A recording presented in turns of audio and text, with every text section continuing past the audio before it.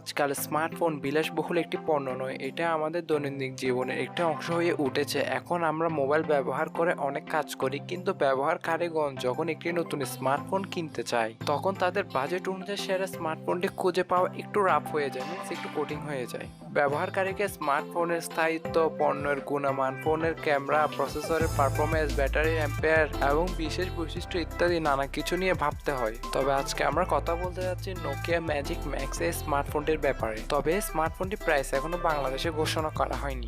আজকে ভিডিওতে আমরা নোকিয়া ম্যাজিক ম্যাক্স এই স্মার্টফোনটি নিয়ে বিস্তারিত আলোচনা করব, যেটা বলতে পারেন বাজেট হিসেবে অনেক ভালো কিছু অফার করতেছে। সো বন্ধুরা, ভিডিওটি শুরু করার আগে যে কথাটি না বললেই নয়, আপনি যদি OTPB means online take pro Bangla এই চ্যানেলে এখনো নতুন হন তাহলে প্লিজ OTPB এই চ্যানেলটি সাবস্ক্রাইব করে হয়ে যাবেন। এই চ্যানেলে ফ্যামিলি মেম্বার এবং পাশে থাকা বেল আইকনটি অল করে দিবেন। সো গাইস, আজ যারা ইন্ট্রো গল্প বাদ দিয়ে মূল ভিডিওতে ঝাঁপিয়ে পড়া যাক। সো গাইস, প্রথমত কথা বলা যাক এই স্মার্টফোনটির ডিসপ্লে নিয়ে। স্মার্টফোনটি ফ্রন্টে আসলে আপনি 6.9 ইঞ্চি ফুল এইচডি প্লাস এর একটি সুপার অ্যামোলেড ডিসপ্লে পাবেন, যার রেগুলেশন হচ্ছে আপনার 1440x3200 পিক্সেলস। ডিসপ্লেটিকে প্রোটেকশন করার জন্য রয়েছে কর্নিং গরিলা গ্লাস 7 এর প্রোটেকশন, এবং এছাড়া রয়েছে 405 PPI ডেনসিটি এবং 20.9 এক্সপেক্ট রেশিও। তবে এতে থাকছে না কোনো notification light.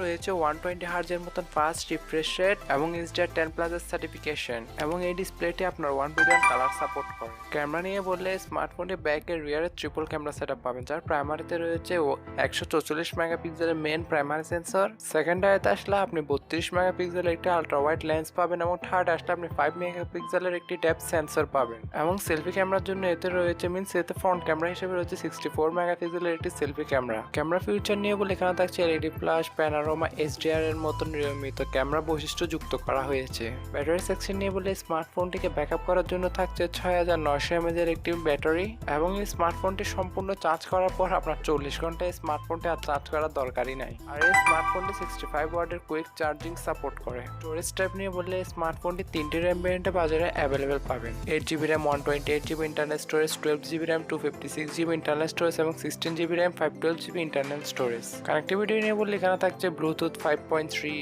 NFC, GPS, Wi-Fi 6, etcetera etcetera. এবার কথা বলা যাক এই স্মার্টফোনটির মেইন চমকের পারফরমেন্স। এই স্মার্টফোনটিতে চিপসেট হিসেবে ব্যবহার করা হয়েছে কোয়ালকম স্ন্যাপড্রাগন 8 Gen 2, এবং এই চিপসেটটির এখানে স্মার্টফোনটিতে যে কোনো হাই লেভেল গেম আপনি খুবই অনায়াসে আর ভালো মতো খেলতে পারবেন। এবার কথা বলা যাক এই স্মার্টফোনটি প্রাইসিং এর ব্যাপারে। সো গাইস, এই স্মার্টফোনটি প্রাইসিং এর ব্যাপারে বলার আগে যে কথাটি না বললেই নয়, আপনি যদি এখনো OTPB মিন্স এই চ্যানেলে এখনো নতুন হয়ে থাকেন তাহলে প্লিজ এই চ্যানেলটি সাবস্ক্রাইব করে হয়ে যাবেন। এই চ্যানেলে ফ্যামিলি মেম্বারের পাশে থাকা বেল আইকনটি অল করে দিবেন। এই স্মার্টফোনটি বেস ভেরিয়েন্টের প্রাইস রাখা হয়েছে ইন্ডিয়াতে 28,000 থেকে শুরু করে 33,000 রুপির কাছাকাছি, আর বাংলাদেশ মার্কেটে এই স্মার্টফোনটি বেস ভেরিয়েন্টের প্রাইস রাখা হতে পারে অলমোস্ট 45 থেকে 50,000 টাকার কাছাকাছি। দাম একটু কম বেশি হতে পারে। তবে হ্যাঁ গেছে, এই স্মার্টফোনটি এবং বাংলাদেশের মার্কেটে কখন এক্স্যাক্টলি অফিসিয়াল ভাবে লঞ্চ হবে সে সম্বন্ধে কোনো ডিটেলস পাই নাই আমি, কারণ এই ভিডিওটি সম্পূর্ণ একটি ফার্স্ট ইমপ্রেশন ভিডিও বলতে পারেন। আর এই স্মার্টফোনটির বিস্তারিত রিভিউ দেখতে হলে অবশ্যই আমাদের OTPB এই চ্যানেলটি সাবস্ক্রাইব করে হয়ে যাবেন। এই চ্যানেলে ফ্যামিলি মেম্বারের পাশে থাকা বেল আইকনটি অল করে রাখবে। আমি খুবই শীঘ্রই এই স্মার্টফোনটির সম্পূর্ণ ইন ডিটেলস